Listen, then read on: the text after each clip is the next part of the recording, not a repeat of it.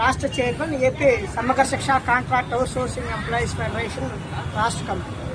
ఈరోజు రాష్ట్ర వ్యాప్తంగా వేలాది మంది సమగ్ర శిక్ష ఉద్యోగులు తన న్యాయమైన డిమాండ్ల కోసం విజయవాడ తరలొచ్చారు.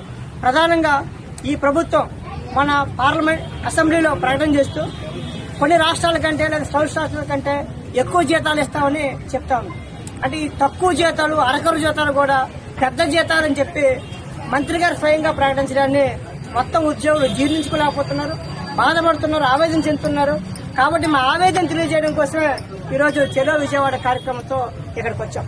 గత ప్రభుత్వంపై 22 రోజుల సమ్మె చేసి కొన్ని హామీలు పొందాం.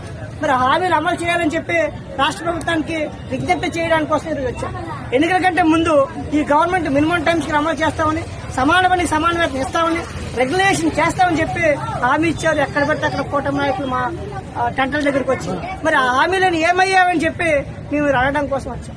ఇటీవల సుప్రీంకోర్టు 10 సంవత్సరాలు దాటిన ఉద్యోగులు రెగ్యులర్ ఉద్యోగులుగా పరిగణించాలి, వాళ్ళు రెగ్యులర్ చేయాలి, వాళ్ళ కనీస వేతనాలు ఇవ్వాలి, ప్రతి 3 సంవత్సరాలు ఒకసారి వేతనాలు పెంచాలని చెప్పి సుప్రీంకోర్టు చారిత్రాత్మక తీర్పు ఇచ్చింది. మరి ఈ తీర్పుని రాష్ట్ర ప్రభుత్వం తక్షణమే అమలు చేయాలని చెప్పి విజ్ఞప్తి చేస్తాం. ఇప్పటికే కేజీబీ టీచర్స్ కోర్టులో కేసేశారు, మినిమం టైమ్స్ ఇవ్వాలని చెప్పి. మార్చి 2024లో తీర్పు వస్తే ఈ రోజు దాకా తీర్పు అమలు చేయకుండా దాని మీద రివ్యూ పిటిషన్ వేసి కాలక్షేపం చేసే పని చేస్తున్నారు. మరోవైపు ఐఆర్టీకి సంబంధించి పే స్కేల్స్ ఇవ్వాలని సుప్రీంకోర్టు తీర్పిస్తే దాంట్లో కొంతమందిని మళ్ళీ కొన్ని పరిమితులు బట్టి తగ్గిస్తా ఉన్నారు. అంటే మేము చెప్పాల్సింది మొత్తం రాష్ట్రంలో ఉండే 28,000 మంది ఉద్యోగులకు సంబంధించి మినిమం టైమ్స్ కలిపేది మీరు నిర్ణయం చేయాలి. ఎన్నికల కంటే ముందు మీరు చెప్పున్నారు కాబట్టి ఈ నిర్ణయాన్ని తక్షణమే అమలు చేయాలి. కాబట్టి కోర్టు తీర్పులు, ఇతర తీర్పులు కూడా మీరు పరిగణలోకి తీసుకోవాలని చెప్తా ఉన్నాం. మరోవైపు రాజకీయ వాతావరణం స్పష్టంగా అనుకూలంగా ఉంది. కేంద్రంలో కూటమి అధికారంలో ఉంది, రాష్ట్రంలో కూటమి అధికారంలో ఉంది. కాబట్టి కేంద్ర రాష్ట్ర భాగస్వామ్యంతో ఈ ప్రాజెక్ట్ నడుస్తా ఉంది. కానీ ఈ ప్రాజెక్ట్ లో పనిచేసే ఉద్యోగులు రెగ్యులర్ చేయడానికి, వాళ్ళ కనీస వేతనాలు ఇవ్వడానికి రాజకీయంగా అనుకూలంగా ఉంది. కానీ మీ రాజకీయ నిర్ణయం కూడా అనుకూలంగా ఉంది.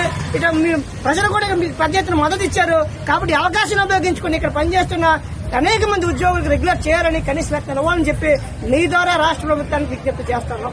మీరు ఇదే వైఖరి కానీ మీరు ప్రకటిస్తే మేము మరింత ముందుకు పోతాం.